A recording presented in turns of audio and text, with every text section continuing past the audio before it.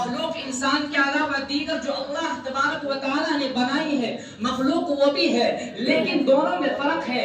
افضلیت کا درجہ اللہ تبارک و تعالیٰ نے انسانوں کو دیا ہے، وجہ اس کی کیا ہے؟ جبکہ دوسری مخلوق ہے وہ بھی اللہ کی تسبیح و حمد بیان کرتے ہیں۔ قرآن پاک میں اللہ تبارک و تعالیٰ ان کے متعلق فرماتے ہیں وَإِن مِّن شَيْءٍ إِلَّا يُسَبِّحُ بِحَمْدِهِ وَلَٰكِن لَّا تَفْقَهُونَ تَسْبِيحَهُم، کہ دنیا میں کوئی چیز ایسی موجود نہیں ہے جو اللہ کی تسبیح اور حمد بیان نہ کرتی ہو۔ یعنی دنیا کی ساری چیزیں اللہ نے انسانوں کے علاوہ جتنی چیزیں دنیا کے اندر بنائی ہیں ساری کی ساری چیزیں اللہ کی تسبیح اور اللہ کی حمد بیان کرتی ہے، لیکن اللہ تبارک و تعالیٰ اس کی وضاحت آگے فرما رہے ہیں وَلَٰكِن لَّا تَفْقَهُونَ تَسْبِيحَهُم، لوگوں تم اس کو سمجھتے نہیں ہو، اس کی حالت کو جانتے نہیں ہو، کیسے وہ اللہ کی تسبیح بیان کرتے ہیں۔ آپ نے دیکھا ہوگا کہ گرمی کے موسم میں جب درخت جھکے ہوئے ہوتے ہیں تو ان کا یہی ایک نشانی بتائی گئی ہے کہ جب وہ جھکے ہوئے ہوتے ہیں وہ اللہ کی تسبیح اور حمد بیان کر رہے ہوتے ہیں، لیکن صحیح بات یہی ہے کہ لوگ اس کو سمجھتے نہیں ہیں۔ اللہ جانتا ہے اور ہمارا ایمان ہے اللہ کی بات پر، اللہ کی باتوں پر، اللہ کے کلام پر ہمارا ایمان ہے، لہٰذا ہم مانتے ہیں کہ دنیا کی ساری چیزیں اللہ کی تسبیح اور اللہ کی حمد بیان کرتی ہیں۔ معزز سامعین، اب ہمارا حال کیا ہے ذرا اس کی طرف بھی غور کر لیا جائے۔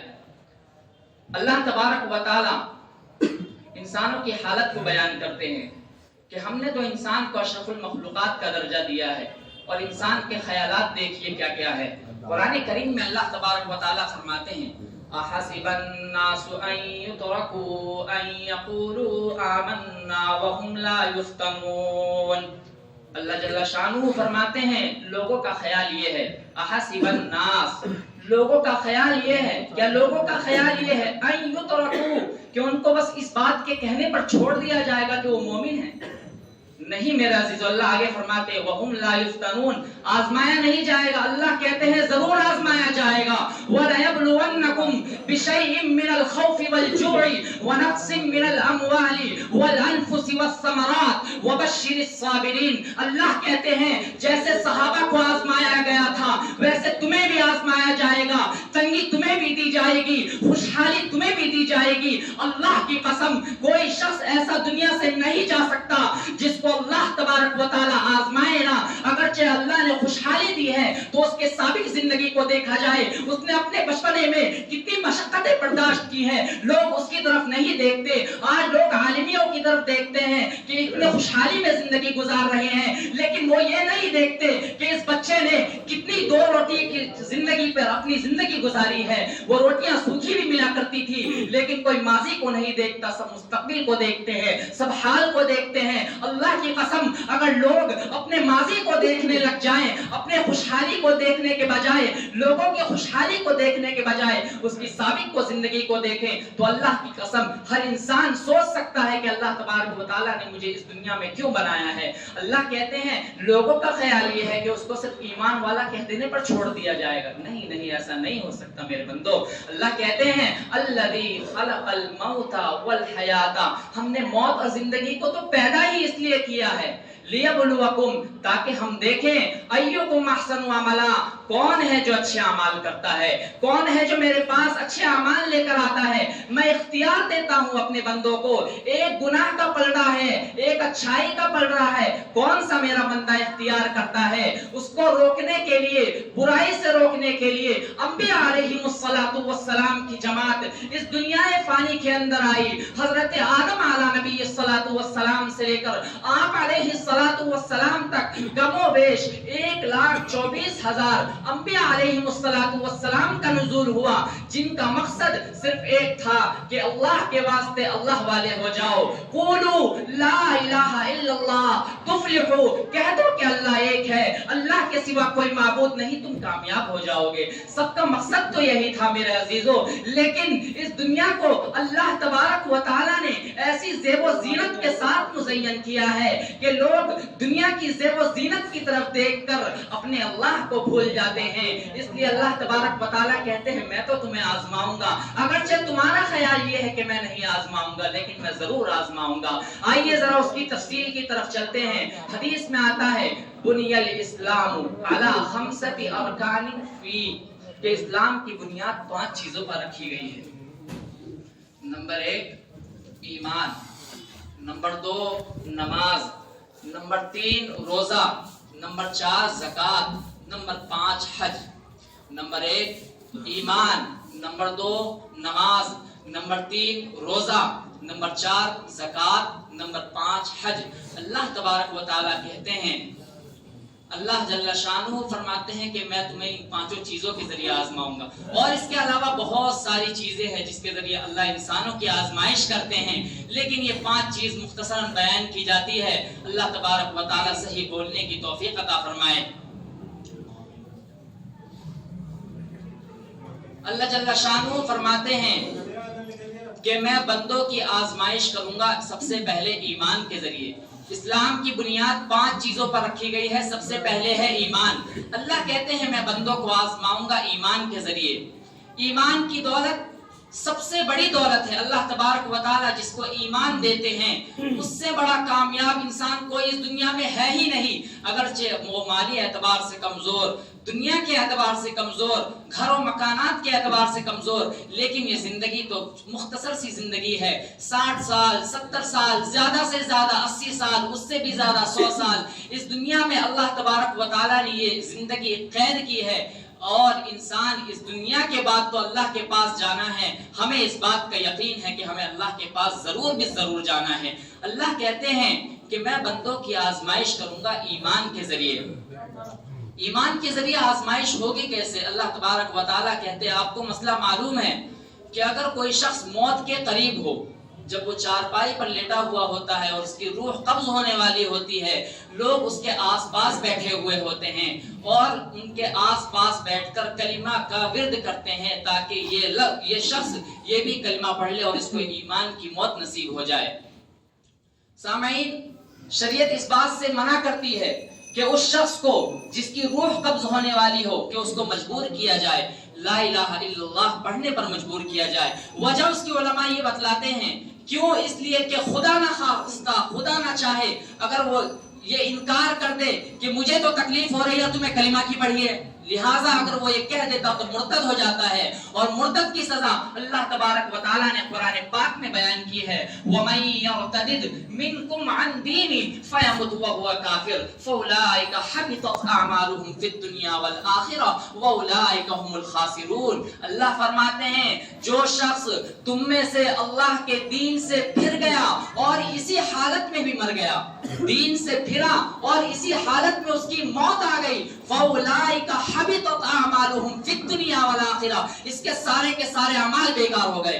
اگرچہ اس نے رات میں تہجد کی نماز پڑھی ہو، اگرچہ اس نے سارے روزے رکھے ہو، اگرچہ اس نے ٹائم پر زکوٰۃ ادا کی ہو، اگرچہ اس نے حج ادا کیے ہو، لیکن اللہ کہتے ہیں کہ سارے کے سارے اعمال برباد ہو گئے۔ شرط ایک یہ ہے کہ واپس اللہ کی طرف رجوع کر لے، اللہ مجھے معاف کر دے، میں غلطی سے مرتد ہو گیا تھا، تو اللہ تبارک و تعالیٰ غفور الرحیم ہے، معاف کرنے پر بھی قادر ہے۔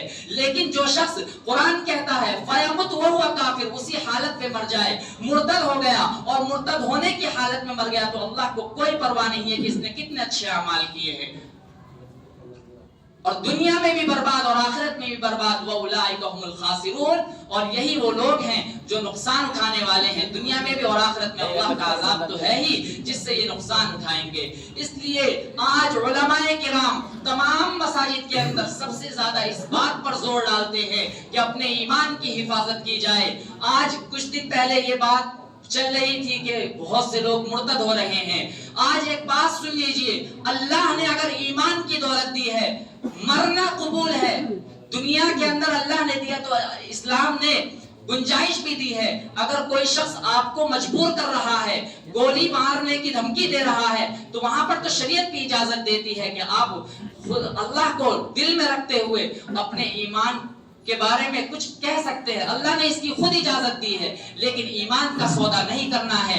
دنیا ادھر سے ادھر ہو جائے، دنیا ختم ہو جائے، دنیا ہماری برباد ہو جائے، لیکن ہمیں ایمان کا سودا نہیں کرنا ہے، اور اللہ سے دعا مانگنی ہے، اے اللہ تیرے ہی ہاتھ میں تو ہے عافیت بھی، خوشحالی بھی، اللہ تو ہمارے ساتھ ایسا موقع دے ہی مت کہ اللہ ہم تو کمزور بندے ہیں، اللہ ہم تیرے امتحان کو کیسے پار کر سکتے ہیں، اے اللہ تو ہمیں ایمان پر ثابت قدم عطا فرما۔ جب اللہ امتحان لے رہے تو کامیاب بھی تو اللہ ہی کریں گے ساتھیو، اس لیے اللہ سے یہ دعا کرتے رہنا چاہیے، یا مقلب القلوب ثبت قلبی علی دینک، اے دلوں کو پھیرنے والے تو میرے دل کو اپنے ایمان پر جما دے۔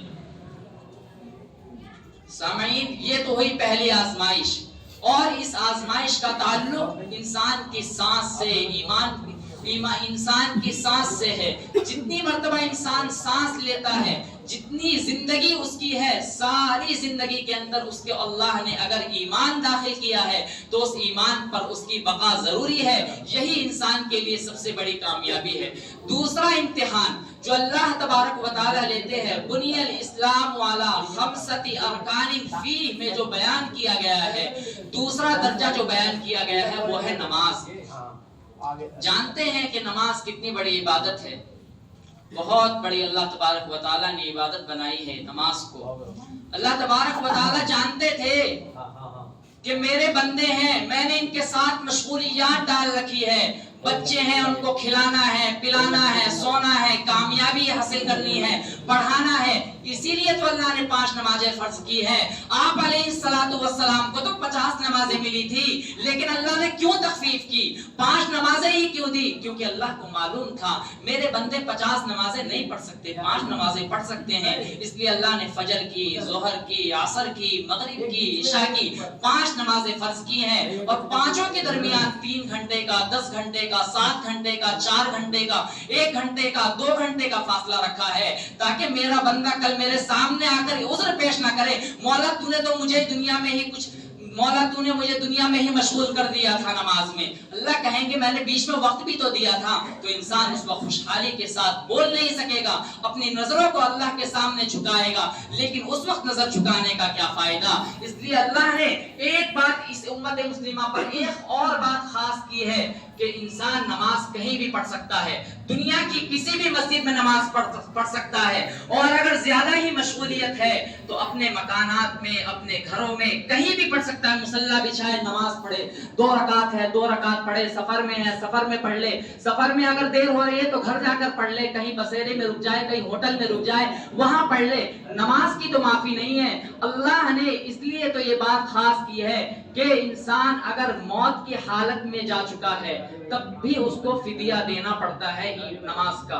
نماز معاف نہیں ہے کسی بھی حالت میں، اللہ نماز کو معاف نہیں کرتے، اس لیے تو فرض کہتے ہی اس کام کو ہے جس کو کرنا ہی ہے۔ ایک ہوتا ہے کام کا کرنا اور ایک ہوتا ہے کام کا ہی کرنا، تو نماز جو ہے فرض کے درجے میں ہے کہ نماز تو پڑھنی ہی ہے، چاہے کچھ ہو جائے، دیر سے پڑھو، جلدی پڑھو، قضا پڑھیں، کیسے بھی پڑھے، پڑھنی تو ہے نماز، چاہے قضا کر کے پڑھے، چاہے ادا کر کے پڑھے، اللہ تبارک و تعالیٰ تو قضا کو بھی قبول کریں گے، لیکن اس کے ساتھ عذر ہونا چاہیے۔ اے اللہ میں اس کام میں پھنس گیا تھا، اللہ بہت زیادہ مشغولیت تھی اس لیے میں نے قضا کی، اللہ کہیں گے کوئی بات نہیں، تو جانتا ہے کہ میں غفور الرحیم ہوں، میں معاف کروں گا۔ معافی جب ہی شرط ہے کہ جب انسان نے عمل کیا ہو، پھر اس میں کوتاہی ہو جائے تو اللہ کہتے ہیں میں معاف کرنے پر قادر ہوں، میں معاف کر دوں گا۔ لیکن جب کہ انسان عمل کرے اور اس میں انسان کی طرف سے کوئی کوتاہی ہو جائے تب اللہ معاف کریں گے۔ اگر انسان عمل ہی نہ کرے پھر اللہ معاف کر، وہ اللہ کا رحم ہے، وہ اللہ کا فضل ہے۔ ایک ہوتا ہے فضل اور ایک ہوتا ہے احسان۔ فضل کہتے ہیں جس سے انسان پر جو کام کر رہا ہو اس سے اس کی کوئی مقصد حاصل نہ ہو کہ مجھے کبھی میرے کام میں یہ شخص آئے گا، اس کو کہتے ہیں فضل۔ یہ امید نہ ہو، میں نے کسی کی مدد کی تو اس امید کے ساتھ مدد کی کہ مجھے اس سے کوئی غرض حاصل نہیں ہے، مجھے اس سے کچھ حاصل ہی نہیں ہے، مجھے اللہ کے لیے کرنا تھا میں نے کر دیا۔ اور احسان کہتے ہیں کہ میں احسان کر رہا ہوں کسی پر، ہو سکتا ہے کہ آئندہ زمانے میں جب میں غربت میں ہوں گا تو میرے کام آئے گا۔ تو دونوں میں فرق ہے، اللہ تو فضل والا ہے، احسان کرنے والا بھی ہے، لیکن اللہ کا فضل بہت زیادہ ہے۔ وَكَانَ فَضْلُ اللَّهِ عَظِيمًا، اللہ کا فضل تو بہت بڑا فضل ہے۔ تو بندوں پر اللہ فضل کرتے ہیں، احسان تو انسانوں کا کام ہے، फजल अल्लाह का काम है, अल्लाह की शान बड़ी, अल्लाह बड़ा, अल्लाह की शान बड़ी। सामाईन मोहतरम, ये हुआ दूसरा एग्जाम। अल्लाह लेते हैं 5 इम्तिहानात, 2 इम्तिहानात इंसान के हुए, तीसरा इम्तिहान, और इस इम्तिहान का ताल्लुक इंसान की एक दिन की जिंदगी से है। इंसान की जिंदगी में 5 वक्त अल्लाह फर्ज करते हैं नमाज को, ऐसी एक दिन की जिंदगी करके, 1 महीने की जिंदगी, 1 महीने से करके 1 साल की जिंदगी गुजरती है। अल्लाह कहते हैं 1 साल की जिंदगी गुजरने से पहले पहले ही मेरा एक और हुक्म तुम्हारी तरफ मुतवज्जे होता है। सुनो वो है क्या? तीसरा दर्जा इस्लाम में बयान किया गया है ईमान, दूसरा दर्जा नमाज, नंबर 3 रोजा। अल्लाह तबारक व तआला कहते हैं कि मैं बंदों पर 1 महीने के रोजे फर्ज करूंगा। उसका तरीक़ेकार ये है, साल पूरा होता नहीं है, अल्लाह कह देते हैं रमजान का महीना आ गया लिहाजा तुम्हें रोजे रखने हैं। और सारे कितने लोग हैं जो अल्लाह के बंदों में से बहुत सारे लोग, बहुत ज्यादा तादाद इसकी है कि लोग सारे के सारे रोजे रखते हैं, लेकिन अल्लाह ने इसमें भी गुंजाइश दी है। अगर बीमार है तो रुखसत है, सफर पर है तो रुखसत है। खुद कुरान करीम में अल्लाह फरमाते हैं लेकिन अगर कोई उज़्र नहीं है तो 30 के 30 रोजे रखने जरूरी है, और अगर बीमार है, सफर पर है तो बाद में उसके रखने की गुंजाइश अल्लाह तबारक व तआला ने दी है। तो हमें देखना यह है अल्लाह तबारक व तआला की तरफ से तो हर जगह से गुंजाइश है, लेकिन इंसान की तरफ से कोताही है। और इंसान किस मुंह से अल्लाह के सामने कल खड़ा होगा, हमें जरा इस बात पर खूब गौर कर लेना चाहिए। इसलिए अल्लाह तबारक व तआला से दुआ है, अल्लाह तबारक व तआला हमारा शुमार उन लोगों में फरमाए जो रोजों की पाबंदी करते हैं, जो पूरे के पूरे 30 रोजे रखते हैं। और अल्लाह तबारक व तआला ऐसे लोगों को तौफीक भी देते हैं। तौफीक उसी को मिलती है जो अल्लाह से मांगता है, तौफीक उसी को मिलती है जो अल्लाह से कुछ मांगता है। मांगने पर ही मिलता है, बगैर मांगे तो कुछ मिल ही नहीं सकता। इसलिए अल्लाह से जो लोग तौफीक